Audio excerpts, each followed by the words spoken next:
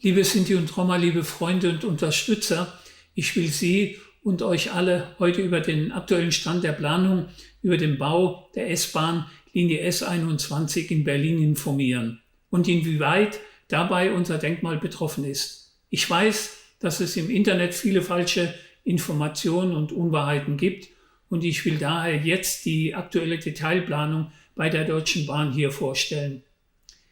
Der Zentralrat Deutscher Sinti und Roma hat bekanntlich erst im März 2019 überhaupt von den Planungen der Bahn erfahren. Ich habe dazu mich frühzeitig mit Dani Karawan, dem Künstler des Denkmals, verständigt und unserer beider Position war eindeutig, dass nämlich der Schutz und die Bewahrung des Denkmals für die im Nationalsozialismus ermordeten Sinti und Roma Europas für uns oberste Priorität hat. Wir erklärten gemeinsam nach einem ausführlichen Gespräch im Juli des letzten Jahres, wir haben hier unsere Verbundenheit aus unserer gemeinsamen Geschichte, unser gemeinsames Schicksal von Juden und Sinti und Roma zusammengebracht. Als Künstler der eine und als Bürgerrechtler und Politiker der andere. Mit anderen Worten, das Denkmal, für das ich mich fast 20 Jahre eingesetzt und gekämpft habe, hat für uns alle höchsten moralischen und politischen Stellenwert. Gleichzeitig aber, und auch das habe ich von Beginn an unterstrichen, müssen wir die Entscheidung des Berliner Senats für den Ausbau des öffentlichen Nahverkehrs in Berlin anerkennen. Der Zentralrat kennt die Notwendigkeit des Baus der neuen S-Bahn-Linie S21. Diese Linie ist notwendig für Berlin und für die Menschen in Berlin. Die deutschen Sinti und Roma sind selbstverständlicher Teil dieser Gesellschaft und deshalb muss hier gemeinsam mit Bahn, Senat, dem Deutschen Bundestag eine sichere Trassenführung gefunden werden. Ich will an dieser Stelle auch nochmals eines deutlich sagen.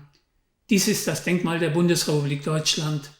Hier erinnern Staat und Gesellschaft an die Verbrechen der Nationalsozialisten und hier gedenken wir an die 500.000 Sinti und Roma, die während des NS-Holocaust ermordet wurden.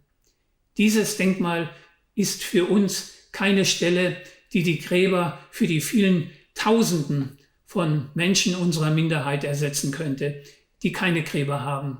Das Denkmal steht direkt neben dem deutschen Parlament und es trägt hier an dieser Stelle die Verantwortung von Staat und Gesellschaft gegenüber unserer Minderheit aus. Aber auch unsere gemeinsame Verantwortung für unseren Rechtsstaat heute und in Zukunft. Ich danke deshalb ausdrücklich den vielen Menschen und Institutionen, die sich öffentlich und gegenüber Politik und Bahn für den Schutz des Denkmals eingesetzt haben. Das zeigt uns nämlich, dass das Denkmal und der Holocaust an den 500.000 Sinti und Roma in Europa als wichtiger Teil unserer gemeinsamen deutschen Geschichte wahrgenommen wird. Wir sind fester Bestandteil unserer Gesellschaft. Wir müssen deshalb ebenso Verantwortung in unserer Gesellschaft übernehmen. Berlin braucht die neue S-Bahn und ich bin sehr froh, dass die Deutsche Bahn mit der jetzt vorgelegten Variante und einer detaillierten Planung zum Schutz des Denkmals eine Perspektive aufzeigt, die gleichermaßen den maximalen Schutz des Denkmals mit einer realisierbaren Trassenführung verbindet. Während am Anfang der umfangreichen Gespräche, die zunächst ohne den Zentralrat nur mit der Stiftung des Denkmals geführt wurden, noch eine offene Baugrube durch das Gelände des Denkmals vorgesehen war, ist jetzt der Stand, über den mich Herr Kaczmarek als Vertreter der Deutschen Bahn am 27. April informierte dieses Jahres, dass das Denkmalsgelände untertunnelt wird. Das bedeutet, dass der Zugang zum Denkmal und das Gedenken dort auf alle Fälle jederzeit möglich sein werden. Ebenso hat die Bahn erklärt, dass die Funktion des Denkmals, also die Versorgung mit Strom und Wasser, ohne Unterbrechung und uneingeschränkt gewährleistet wird. Ein Problem dabei ist der jetzige Versorgungstunnel, der zu dem Technikraum unter dem Schwarzen Becken führt und der den geplanten Tunnel der S21 kreuzt. Hier soll nach den Plänen der Bahn zuerst ein neuer Zugang zu dem bestehenden Versorgungstunnel gebaut werden, um anschließend den einen Teil des alten Tunnels abreißen zu können. Damit soll nach Auskunft der Bahn die technische Versorgung des Versorgungsbecken ohne Unterbrechung gewährleistet sein. In gleicher Weise werden die Bäume am Denkmalsgelände so weit wie möglich erhalten. Nur dort, wo der neue Zugang zum Versorgungstunnel gebaut wird und im weiteren Verlauf des Baus Richtung Brandenburger Tor werden Bäume gefällt werden müssen. Hierzu wird der Berliner Senat direkt mit Dani Karawan verhandeln, um den größtmöglichsten Schutz für die gesamte Anlage sicherzustellen. Hier wird nach der Fertigstellung des S-Bahn-Baus das Gelände neu gestaltet werden müssen, also wieder mit Bäumen bepflanzt werden.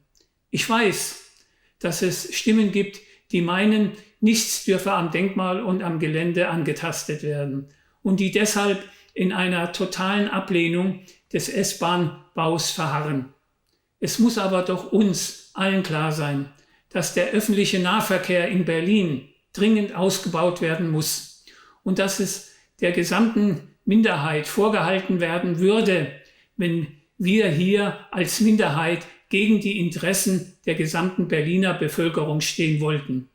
Eine solche Haltung, wie sie immer noch von verschiedenen Organisationen und Verbänden eingenommen wird, ist unverantwortlich und schadet uns Sinti und Roma in jedem Fall. Es gibt an diesem Ort zwei gegeneinander stehende Interessen und wir müssen gerade als Minderheit unseren Beitrag leisten für eine vernünftige Verständigung. Auf der einen Seite steht unser klares Einstehen dafür, dass unser Denkmal den maximalen Schutz erhält und dass für uns das Gedenken an diesem Ort immer gewährleistet ist. Auf der anderen Seite gibt es den dringenden Bedarf für den Ausbau des öffentlichen Nahverkehrs in Berlin. Ich habe mit vielen älteren Menschen gesprochen, von denen einige den Holocaust überlebt haben und für die unser Denkmal die Anerkennung ihres Leidens ist und des Leidens unserer aller Angehörigen. Diese alten Menschen haben mir gesagt, dass sie so viel erlitten hätten. Diese wenigen Monate einer Baustelle sei für sie nichts, worüber gestritten werden sollte. Wichtiger sei es für sie aber, dass das Denkmal am bestehenden Ort bleibt und dass es für immer dort an das Schicksal unserer Menschen erinnert. Danke Ihnen.